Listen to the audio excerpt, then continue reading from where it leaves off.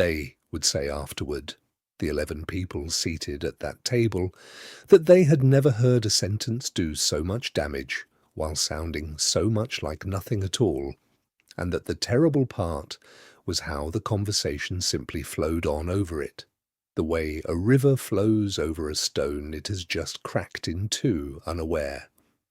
It was the 3rd week of November, and the long dining room at Ellesmere was warm with the particular gold of a great house at its ease, 30 candles down the length of the table, the new Titian just hung above the sideboard where the light would flatter it, and the Duke of Ellesmere was at his most agreeable, which the county had learned to distinguish from his most kind, for the two had parted company somewhere in his widowerhood,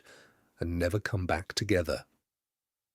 Mrs. Honoria Calloway sat at his right hand, as she had at every Ellesmere dinner that autumn, a handsome, quick, laughing widow who had made herself the fashion of the season by the simple expedient of never appearing to want anything, and it was to amuse her, the whole table understood, that the evening was being conducted at all. The Titian came up over the second course. Sir Henry Loft, who fancied himself a judge of pictures and was not, praised it lavishly, the flesh tones, the handling of the drapery, 3,000 guineas well laid out if a penny. And then, being a courteous man at bottom, and having noticed, as few did, that the Duchess of Ellesmere had a reputation in certain quiet circles for knowing more about pictures than any dealer in the north, he turned to her, where she sat near the foot of the table in her grey silk, and asked, with genuine interest, "And what does her Grace make of it?" It was a small kindness, that question, and it was the last small kindness the evening contained. The Duchess of Ellesmere set down nothing, for she was holding nothing, and drew breath to answer, and those near enough to see said afterward that she had the beginning of something in her face, some real thing, the look of a woman about to say what she truly thought about a matter she truly understood, which was a rarer sight at that table than any Titian, and then, from the head of the table, before a single word of hers could reach the air, her husband answered for her. "My wife has no opinion." He said it lightly, pleasantly, with a glance toward Mrs. Calloway that made it a small gift laid at her feet, an offering of wit, "Look how simply I manage my house," and Mrs. Calloway rewarded it with exactly the low laugh it had been designed to earn, and Sir Henry, discomfited, without quite knowing why, murmured something and turned back to his plate, and the conversation, as conversations do, flowed on. To the roads, to the hunt, to the price of coal over the cracked stone, none of them looking down. And the Duchess of Ellesmere, who did in fact have an opinion, several, one of them concerning that very painting, and considerably more interesting than anything said at that table all night, closed her mouth and folded her hands in her lap, and did not speak again for the remainder of the meal, and no one but the butler, a man named Quince, who had served 3 generations of the family and missed nothing, observed that she did not speak again. She rose with the ladies at the proper time. She poured the tea in the drawing-room with her usual steadiness. She bade her guests good night at the proper hour with a face that gave the county nothing to carry home, and if Mrs. Calloway, sweeping out to her carriage, felt herself the victor of some small engagement, she may be forgiven, for the signs of what had actually happened were legible to no one in that house except the woman it had happened to. What the Duke did not know, going up to his bed that night, moderately pleased with an evening he considered a success, was that the sentence he had tossed off for a widow's laugh had not fallen on nothing. It had fallen on 10 years. For 10 years the Duchess of Ellesmere had been the finest eye in the north of England, and for 10 years that eye had served her husband in the dark, and this dinner was merely the night. The arrangement was named aloud, and named wrongly, and named before the one person in the county it would most gratify, and a woman may bear a great deal of being unthanked, may bear it for a decade, may build a whole quiet life inside the bearing of it, and still find that there is a particular sentence said on a particular night in a particular company that the bearing will not stretch to cover. My wife has no opinion. She lay awake a long time hearing it, not with rage. Rage was not in her repertoire, but with a strange clarifying calm, the calm of a valuer who has at last been shown, in good light, the true state of a thing she had been hoping about for years. And by morning the hope was appraised and found to be a copy, and the Duchess of Ellesmere did the one thing her husband had just announced to 11 witnesses that she was incapable of doing. She formed an opinion, and she acted on it, and by the time he came down to his breakfast, she was 30 miles gone, and the house, though he did not yet feel it, had lost the only judgment in it worth 3,000 guineas. If you have ever been answered for, if you have ever opened your mouth to say the thing you knew, and had it closed for you by someone who found your silence more convenient than your voice, told, in front of others, that you have no opinion when the truth is only that they never once troubled to want it, then you know the precise temperature of what the Duchess of Ellesmere felt at that table, and you know it was not hot, it was cold, the cold of a door quietly closing, and this story is yours as much as hers, so stay to the end and tell us in the comments where you are watching from. And if stories where the quiet ones are proven right are stories you keep, you know what to do. She left at first light, and she left correctly, which is to say, she left the house in better order than she found it, for she was constitutionally incapable of leaving a mess, even when the mess was a marriage. She did not take the travelling chariot with the ducal arms on the door. She sent word to the posting inn for a place on the morning coach to the cathedral town of Ashminster, 30 miles south, where her father kept the last remnant of what had once been the greatest auction and book-house in 3 counties.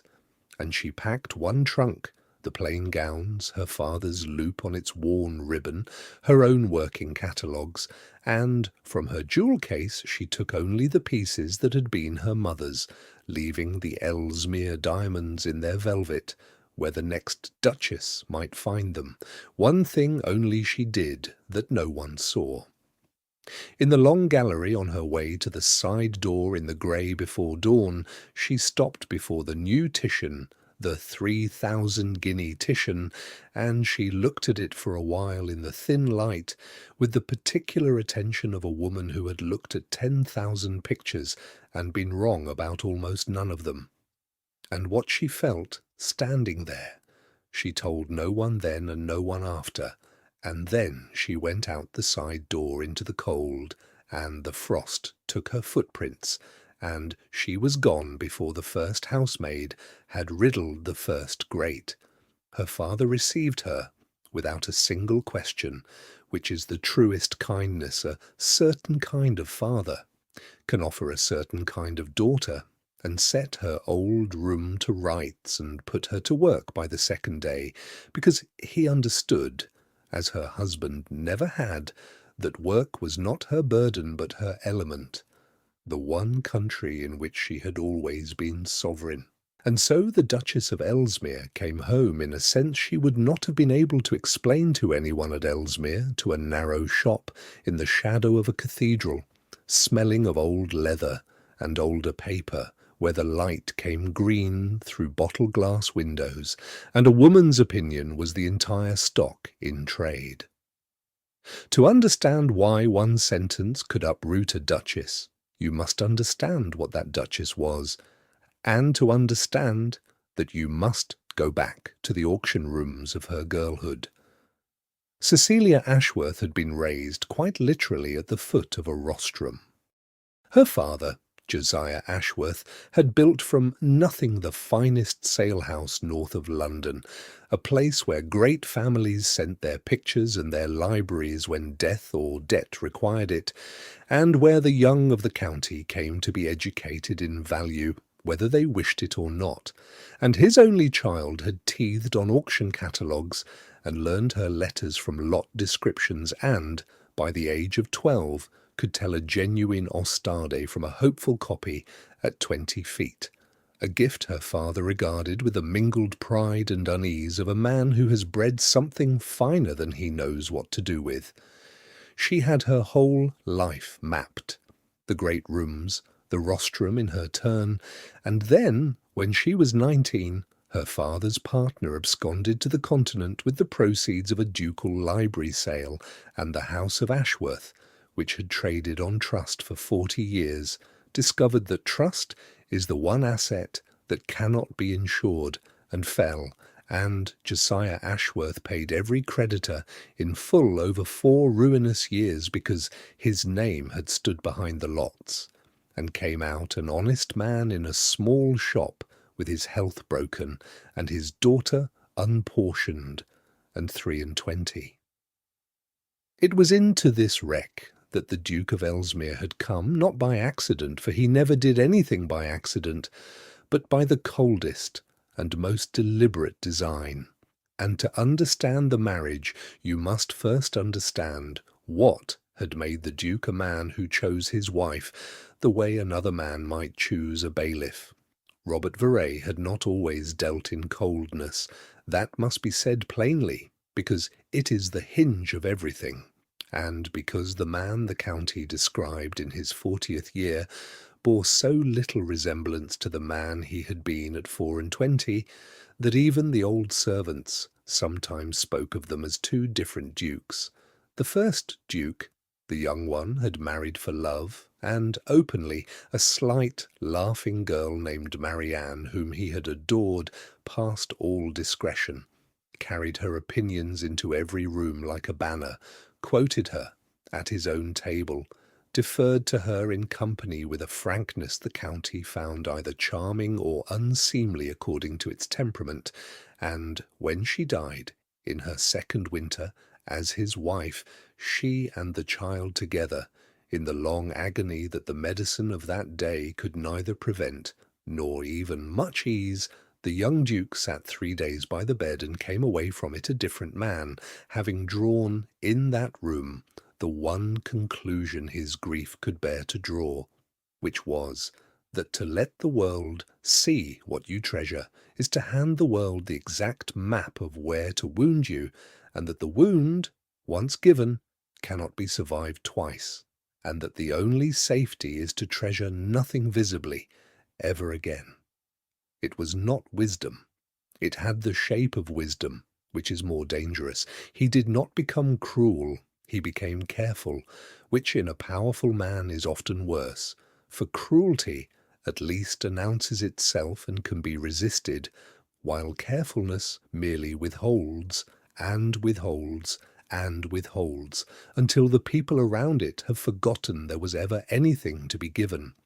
And when, some years on, the pressure of the succession and the tedium of his own empty rooms drove him at last toward a 2nd marriage, he approached the matter as he now approached all matters, with his heart locked and the key thrown after Marianne into the ground, and he laid down for himself a single specification, that this wife should be useful and should not be loved, that she should bring something to the estate that the estate needed, and should ask nothing of the man that the man had resolved never again to give. He had heard of the Ashworth girl. Everyone in the trade had heard of the Ashworth girl, the ruined connoisseur, the eye without a fortune, and the Duke, who had been quietly and expensively cheated on 2 pictures and a library in the years of his carelessness, and who had a great house stuffed with the accumulated purchases of ancestors who had bought with their vanity instead of their eyes, saw at once the sense of it, He would marry the finest judgment in the north, install it in his house, and have the use of it for life, and in exchange he would lift a good man's daughter out of a bookshop and set a coronet on her head, and no one on either side would be so foolish as to speak of love, and both parties would get precisely what they had contracted for, and he would be safe. He rode to Ashminster, and he made the offer very nearly in those terms, for he was too honest to dress it otherwise, and too armoured to imagine that honesty could wound. And Cecilia Ashworth, watching her father cough over his ledgers by a failing fire, heard the Duke of Ellesmere propose to purchase her judgment at the price of a marriage, and understood exactly what was and was not being offered, and said yes, because the offer would save her father's last years, and because, she told herself, and it was 3/4 true, a woman with an eye like hers would rather appraise the pictures of Ellesmere than sell foxed octavos in the rain. What neither of them said, because he did not feel it and she did not yet, was that the specification he had written, useful and not loved, was about to collide with the one variable no contract can bind, which is what happens between two people over 10 years of a house, and that the collision would be slow and quiet and would run entirely in one direction, hers, while the man who had drawn the specification congratulated himself, year after year, on how exactly it was being fulfilled. She was the finest Duchess Ellesmere ever had, and no one outside its walls ever knew it. Every picture bought in those 10 years that proved sound was bought on her quiet word. Every dealer who came thinking to unload a hopeful attribution on a rich lord went away, having met, in the small study off the library, a grey-eyed woman who looked at his canvas for 90 seconds and named it for exactly what it was, and could not be moved a guinea, and the Duke took the credit at his dinners for an eye he did not possess, without malice, without even quite noticing he did it, because in the country of his own head she was a faculty he owned, like his rent-roll or his cellar, and one does not thank one's cellar. And yet, in the 10th year, something had begun to move so slightly that only a woman keeping the most private of ledgers would have entered it, and Cecilia kept that ledger, in the only place safe from him, which was her own chest. He had begun, in the evenings, to come to her study. Not for business, or not only. He had formed a habit over the last 2 winters of appearing in the doorway after dinner with a print, an engraving, some small thing that had caught him, and asking, in a voice stripped for once of its company polish, "What do you make of this?" and standing at her shoulder while she told him, and staying sometimes longer than the telling required. He had begun to say we about the collection. We should never have let the Kype go. We shall want better light in the long gallery for the Italians. It is a small word, and she priced it with a valuer's caution, knowing what such words are worth in the mouths of careful men, entering it at a heavy discount, and entering it all the same. And once, seeking a catalogue in his desk, she had found her own working notes, the private appraisals she wrote for herself and thought discarded, a drawer of them, a decade of her handwriting kept flat among his most permanent papers filed with the deeds, and she had closed the drawer very softly and carried the fact of it around inside her for weeks like a live coal in a cupped hand, warming, perilous, not yet daring to be afire. That was the state of her account when Mrs. Honoria Calloway came into the county. She arrived that autumn on a wave of London fashion, widowed, moneyed, clever, and bored, and she took one look at the Duke of Ellesmere, handsome and cold and rich and manifestly unclaimed in any way that signified, and set herself to the pleasant work of a dull season, which was to see whether the ice could be made to perform for her. She did not want to marry him particularly. She wanted to be seen to be able to command him, which is a different and colder appetite, and she pursued it with skill. And the Duke, whose whole architecture was built to keep out anyone who might come close, discovered what such men always discover, that the architecture was useless against someone who did not want to come close at all, who wanted only an audience and a mirror, and he found himself, to his own faint surprise, performing for her, being witty at his own table in the hard, bright way that wit goes when it has no warmth under it, and the performance required, as such performances always do, a foil, someone to be witty at the expense of, and there, at the foot of his own table, in grey silk, sat the most convenient foil in England, a wife he had trained the whole county to overlook. He did not decide to humiliate her. That must be granted him for justice's sake, though it hardly improves the case. He simply reached, on that November night, for the nearest thing that would make Mrs. Calloway laugh, and the nearest thing was 10 years of his wife's silence, and he spent it, all of it, in 4 words, the way a careless man spends a currency he has never had to earn. My wife has no opinion. And here is the cruelty the county never grasped, because the county did not know what Cecilia knew.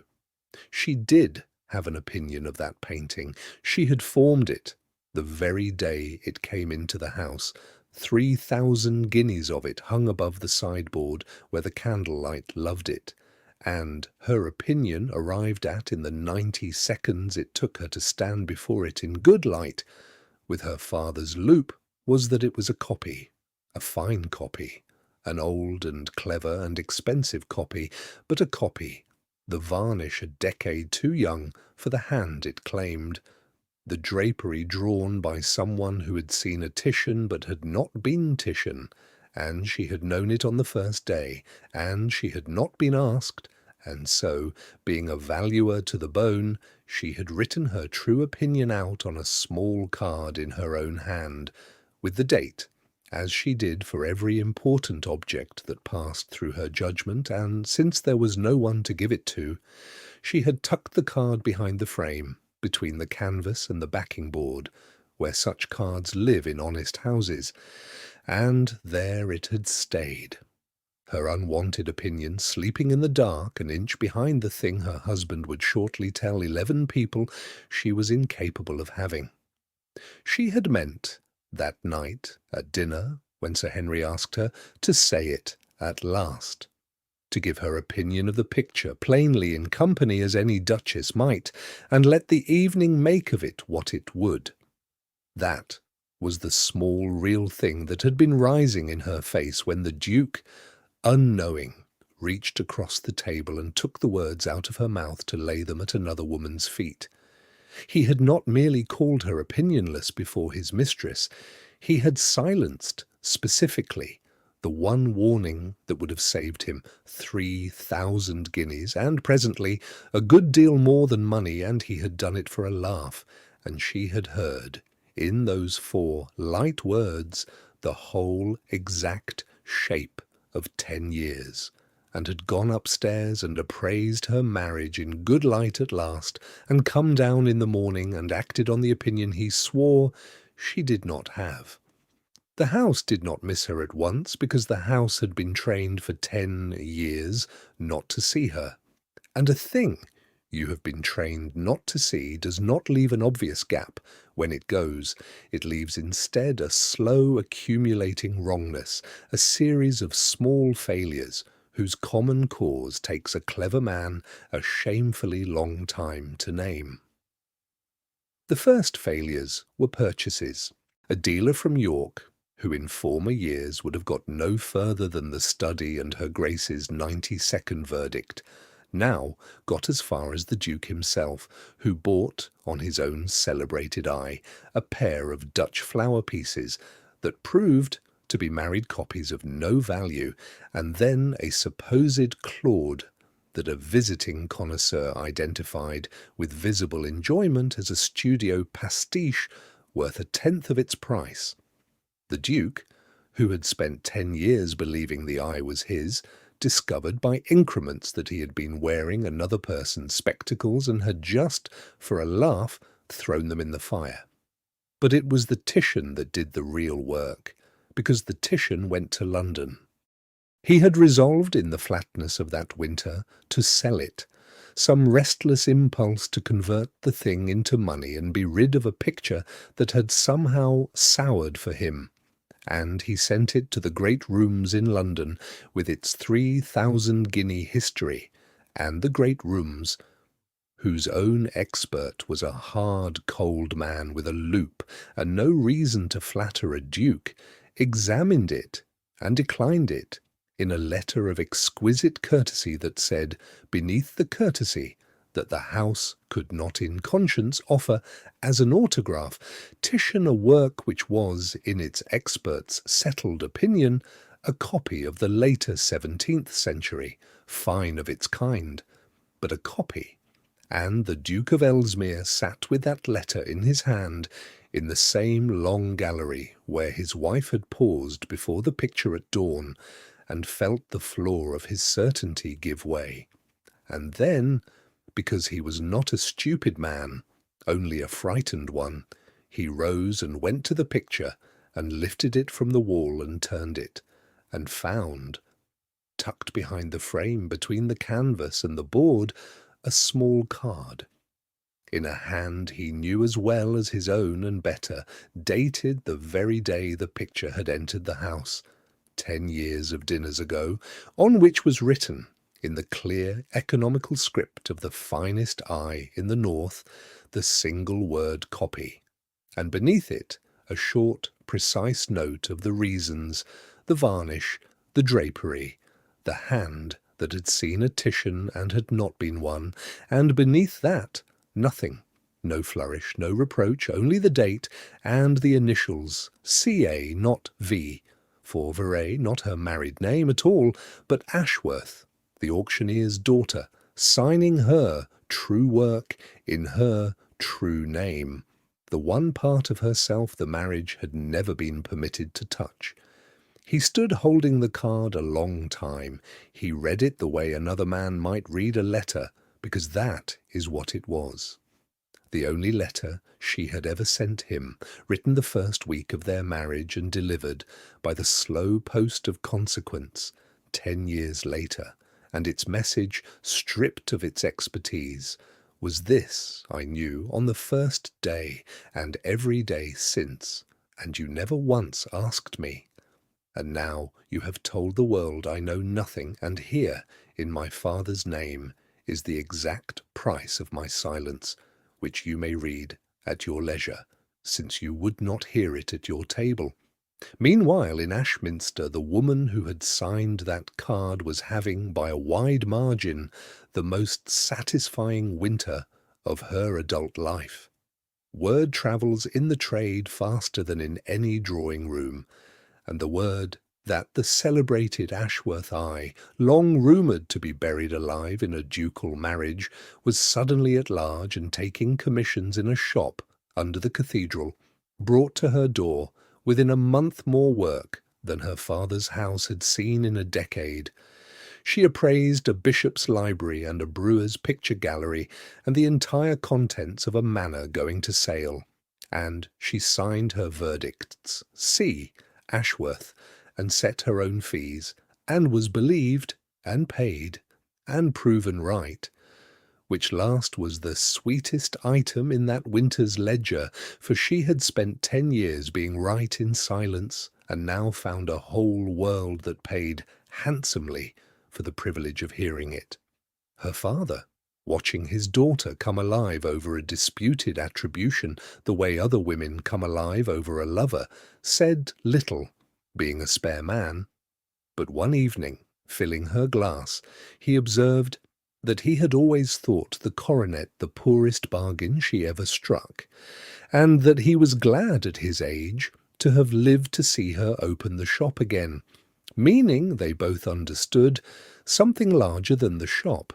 and Cecilia Ashworth found that this, of all the winter's transactions, was the only one that made her set down her glass and look for a moment out the green window at nothing at all.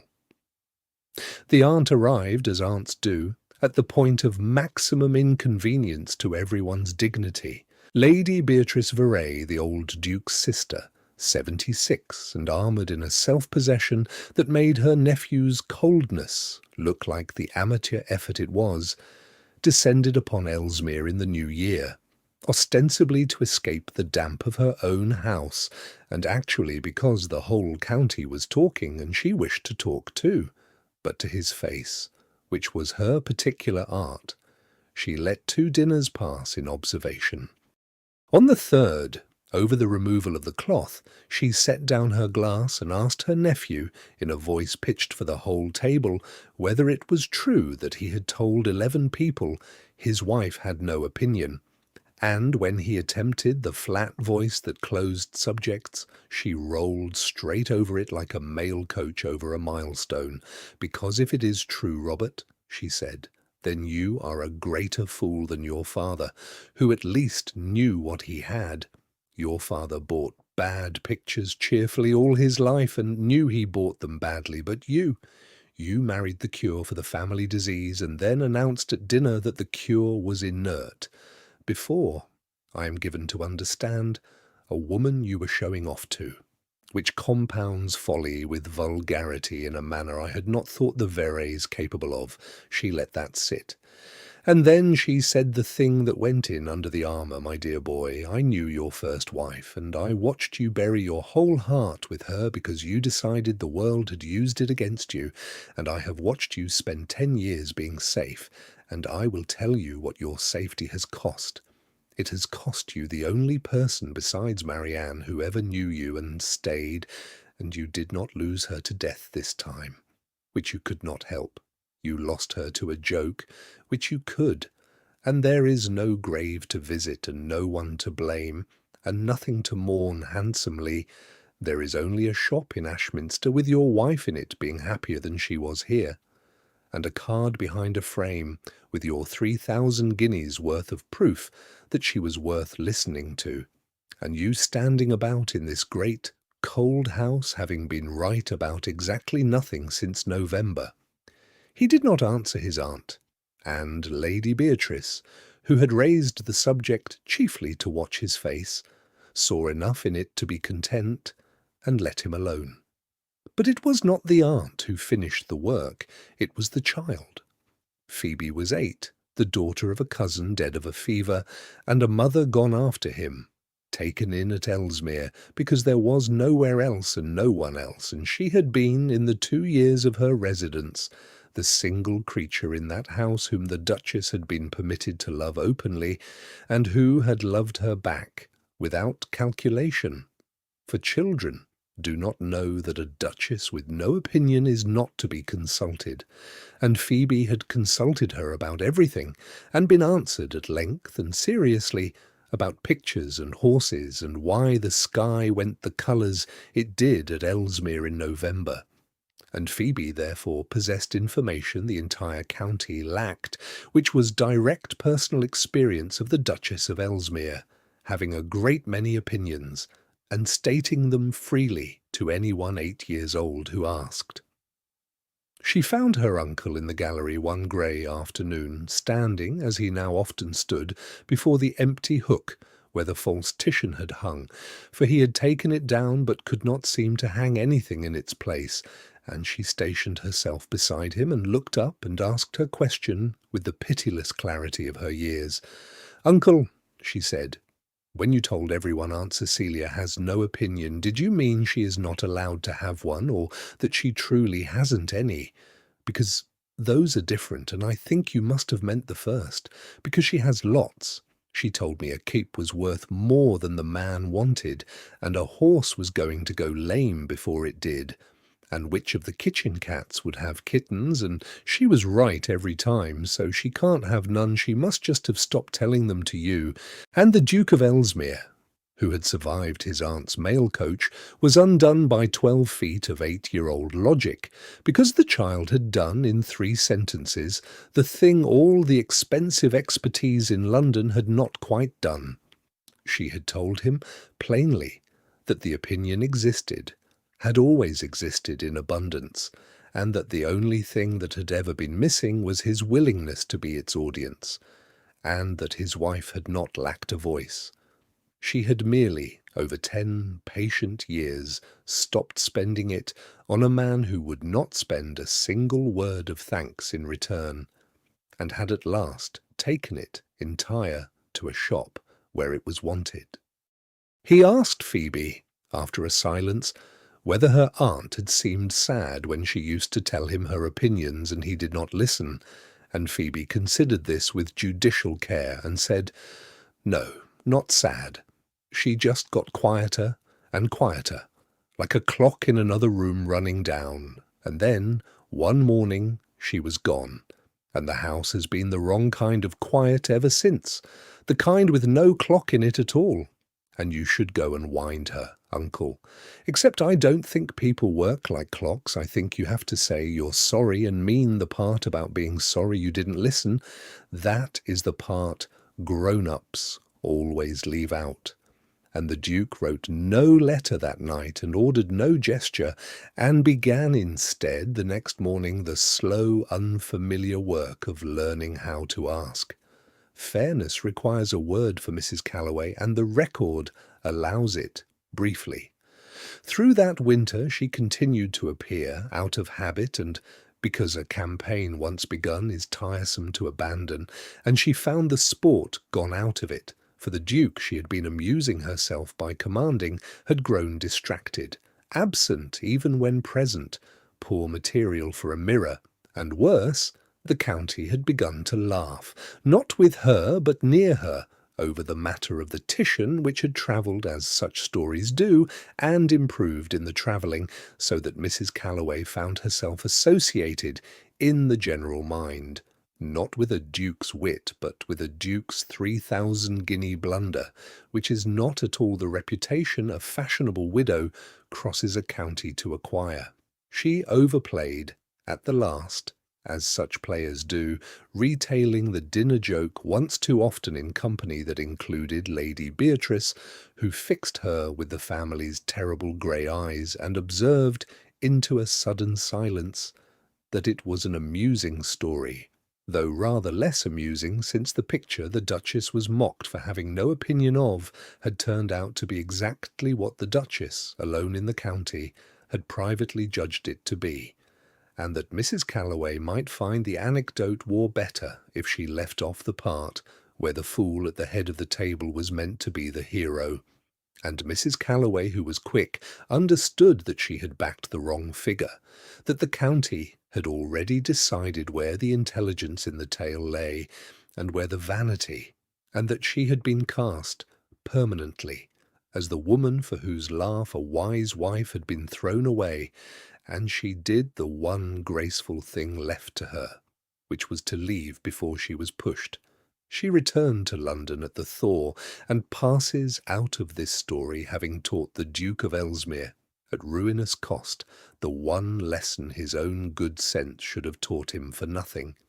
that a man who will spend his wife's dignity to buy a stranger's laugh has mistaken the price of both.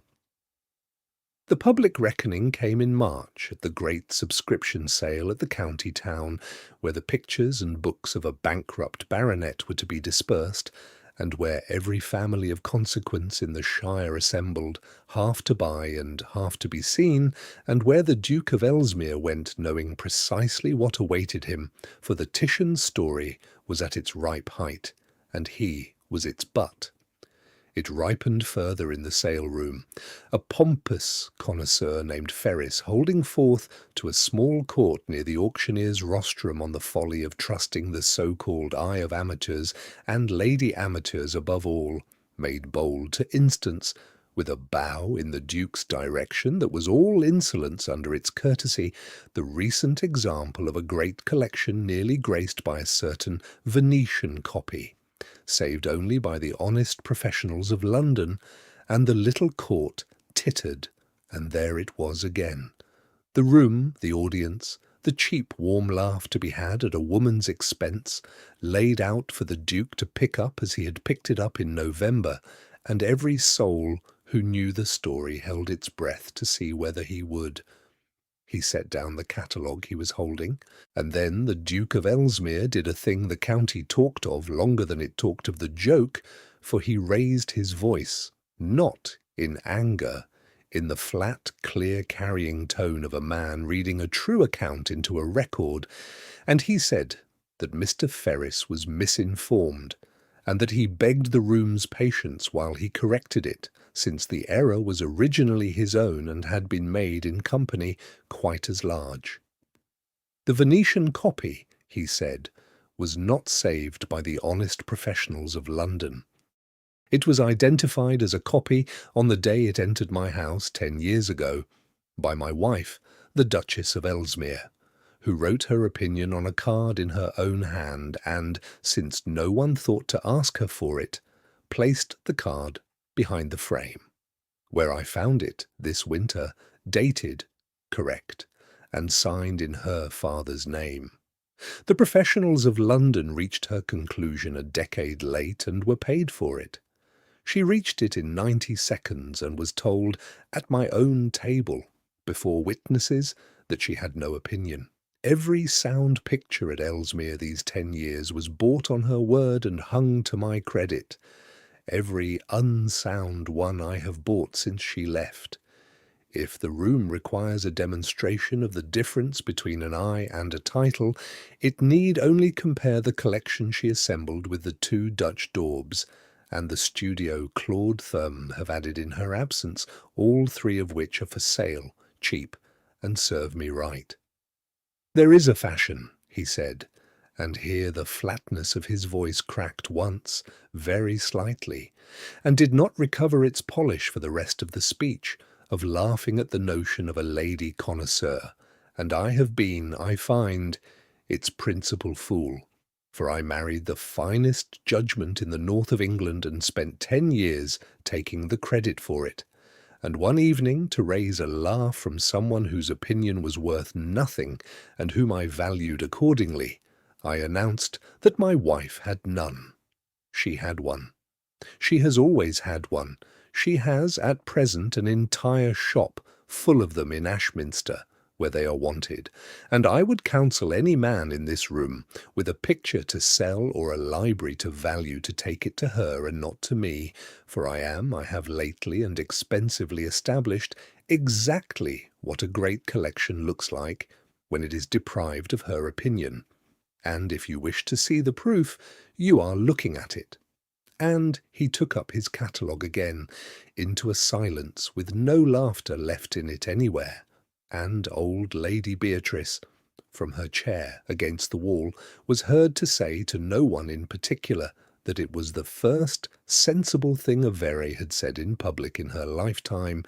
and the story of that speech reached a green-windowed shop under a cathedral within 3 days by 2 separate routes,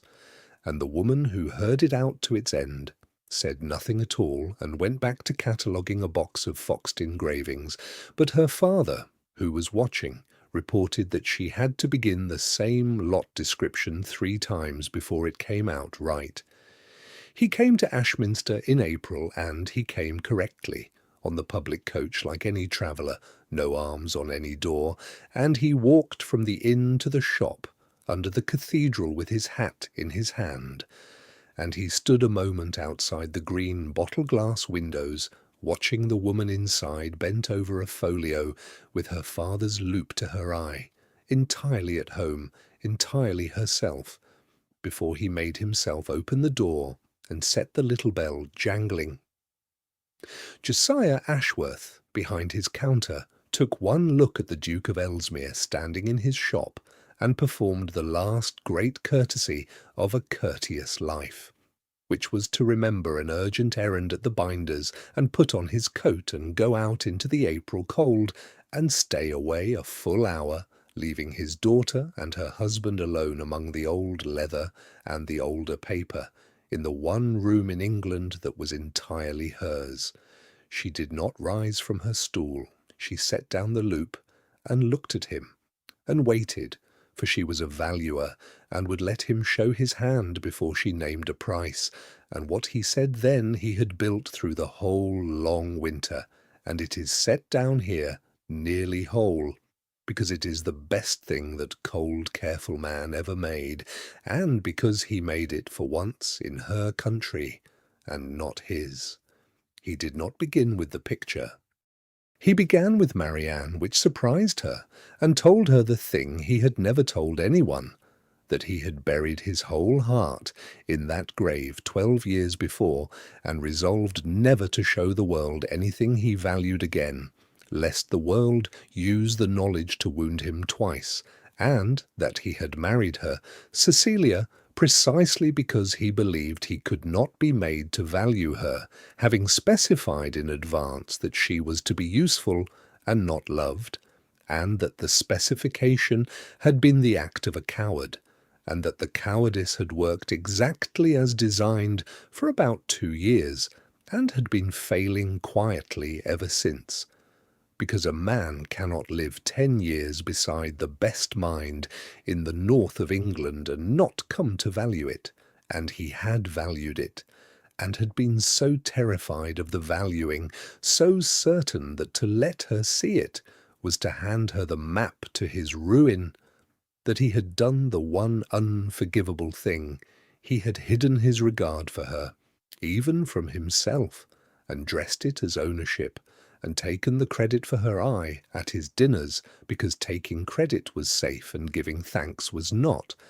and had told the whole county to overlook her, because if the county overlooked her, then he need never admit, even in the privacy of his own skull, how much he had come to depend on being overlooked beside. He said that the sentence at the table had not been carelessness, and she was not to grant him that mercy, that he had examined it all winter, and it did not hold. He had spent 10 years of her silence and her judgment and her patience, to buy 90 seconds of a foolish woman's laughter,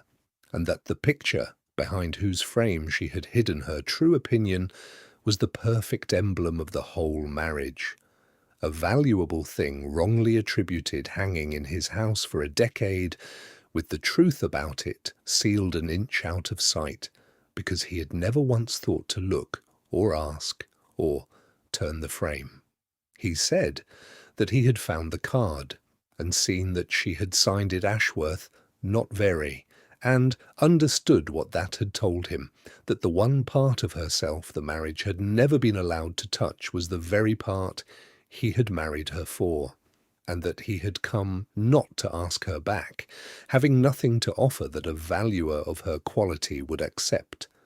but only to say in her own shop, where her opinions were wanted, the thing he should have said at his own table when a guest first asked her, which was, "I do not know, my wife knows, ask her," and to say it now, 10 years, and one ruined Titian too late, and to be sorry, without excuse or condition or the smallest expectation of return. Then he stopped and asked her for nothing, and the shop was quiet, with the cathedral bell counting some hour outside and the smell of old paper between them, and Cecilia Ashworth, Duchess of Ellesmere, considered her husband across the counter for a long moment with the exact attention she gave a picture whose attribution was in doubt, and then she rendered her opinion, as was her nature, item by item, in a level voice, without one tear. She said she believed him, and that belief was not restoration, and he would attend to the difference. She said she would not come back to be a faculty he owned and consulted in the dark, that she had spent 10 years as the finest eye in the north, with no one permitted to know it, and would not spend one more day. So, not for a coronet, not for anything. And then she named her terms, counting them off on her fingers the way she counted the faults in a canvas. That her opinion, if she ever again gave it under his roof, was to be asked for and weighed, in company exactly as in private, on the small Tuesday, and not only at the grand crisis, for an opinion defended only when 3,000 guineas ride on it is not respect, it is insurance. That her name Ashworth, and her work and her fees and her shop were to continue, hers, untouched, because her judgment had been the one thing in her life that never depended on being loved. That the false Titian was to be hung again in the place of honour, with a small brass plate reading simply, a copy, identified by the Duchess of Ellesmere the day it was purchased, so that every guest should learn, before the soup, whose opinion ran the place. And that if all of this was performed, not promised, through a winter of ordinary post and ordinary Tuesdays with no gestures, then at some spring of her own choosing she would look at the account again, and not one day sooner. He agreed to every clause and asked abatement of none, which she noted, and he thanked her for the hour, and at the door, with his hat in his hand, he turned and said, not as a plea, but as a valuer's plain report to another valuer, the hook in the gallery is still empty. Nothing I have tried to hang there looks like anything without you to tell me what it is. And he went out into the April street, and she watched him from the green window until the cathedral corner took him, and her father came in from the cold an hour later to find his daughter cataloguing the same box of engravings she had been cataloguing when he left, which told him who knew her, everything he needed to know about how the interview had gone, and he said nothing, and put the kettle on, which was their way. The winter he was set to serve was, from every window, the least eventful season the county had to offer, which was its whole nature. For the terms she had named could only be met in the unwatched ordinary and not in any grand performance, and the Duke of Ellesmere, who had all his life understood grand performance and nothing else, had now to learn the far harder art of the small, consistent Tuesday. He wrote her no pleading letters. He sent, when the collection required it, the ordinary post of ordinary business, a question about a lease, a dealer's offer he distrusted, forwarded to the shop at Ashminster with a plain line in his own hand, your opinion sought, if you are willing, and he paid her fee for each at the rate she had set and published, and did not round it up, because rounding up would have been a gesture, and gestures were precisely what she had forbidden. And here is the thing that must be recorded to his credit, because the record is the point of him, that he met the terms most exactly on the occasions that profited him nothing. When a bishop at his table made a smooth joke about lady dabblers in the arts, the Duke set down his fork and corrected him, completely and without heat, in a room with no crisis in it and nothing to be won. When a London dealer, not knowing the history, offered him a picture with the confiding remark that her Grace need not trouble her head over the particulars, the Duke replied that, on the contrary, her Grace's head was the only part of the transaction that signified, and that the man might send the picture to Ashworth's in Ashminster, and abide by the verdict, or take his business elsewhere. And the dealer took it to Ashminster, and abided. And the false Titian went back up in the long gallery, in the place of honour, with its small brass plate, a copy, identified by the Duchess of Ellesmere the day it was purchased, and the Duke of Ellesmere, who had once told 11 people at dinner that his wife had no opinion, now stood beneath the standing monument to the fact that she had been right and he a fool, and made a point, when guests remarked on the curious plate, of telling them the whole story, all of it, the joke and the card and the London letter and the 90 seconds against the 10 years, without sparing himself a syllable, until the anecdote that had begun as his wit at her expense had been remade by his own steady retelling into the county's favourite illustration of the opposite lesson, and Phoebe, who heard him tell it once to a nervous curate, reported to Ashminster by the next post that Uncle had got quite good at the sorry part. The part about not listening and always remembered to put it in. Phoebe was the courier of that winter, carrying between the great house and the green-windowed shop the small ordinary news that no post office handles, the state of the empty hook, the cat's new kittens that the Duchess had predicted, the exact wording of Uncle's latest telling of the Titian story, and it was Phoebe, in the end, who closed the account, because the child had audited both the grown-ups and seen, before either would say it, that the winter's proof was in and the verdict was for reconciliation. She wrote to her aunt in April, a year to the month from the dinner, in her round, careful hand, that the hook in the gallery was still empty, and Uncle would not let anyone hang anything there, and said it was not his to fill, and that there was a whole crate of new pictures come from a sale that nobody dared open, because there was no one to say what they were, and that she, Phoebe, was extremely tired of everyone being so brave and so quiet,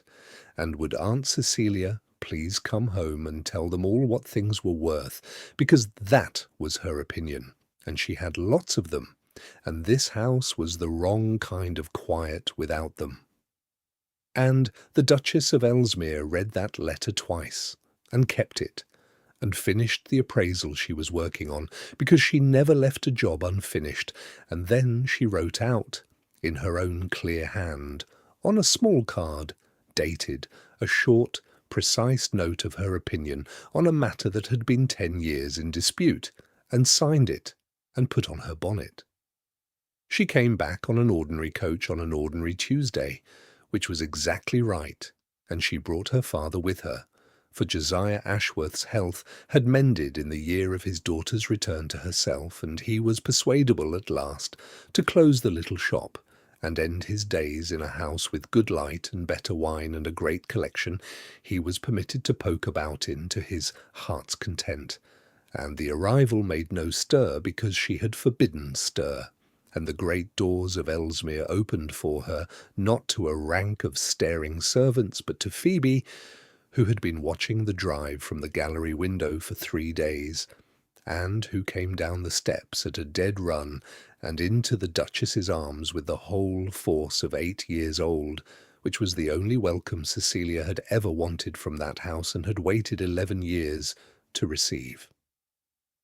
What passed between the Duke and the Duchess that first evening was private, and we will leave it private, save for the one item that became, in time, the family's most repeated inheritance, which was that he did not that night or ever after ask her to forgive him, understanding at last that forgiveness was hers to render on her own account and not his to request, but that he did, standing before the empty hook in the long gallery with the crate of new pictures waiting, ask her, plainly, in front of Phoebe and her father and old Quince, the butler, and 2 housemaids and anyone else who happened to be within earshot, which was the whole point of asking it so, what she made of them, and stood at her shoulder while she told him, and this became the ritual, and the ritual became the marriage, and the marriage, remade on her terms, outlasted every prediction the county had made about either of them. She hung the new pictures herself and filled the empty hook at last with a small honest kip she had bought for a song purely because she liked it, and the false Titian kept its place of honour and its brass plate to the end, and the years went on as years do. There is a daughter, Marianne, named for the first wife by the second, which tells you the whole of what had healed in that house, and who has her mother's eye and asks the price of everything.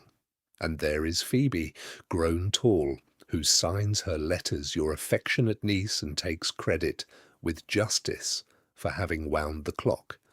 And the family tells the story still at its dinners 30 years on, how the Duke of Ellesmere told 11 people his wife had no opinion, and how she had one,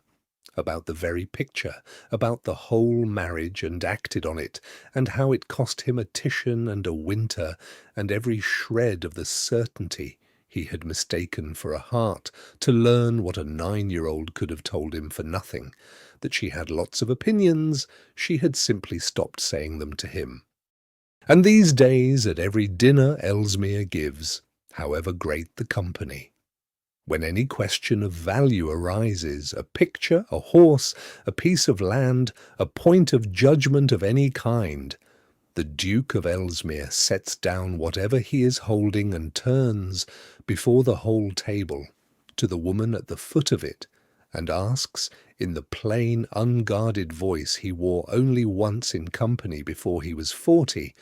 "What do you make of it, my dear?" and waits, and the table waits with him.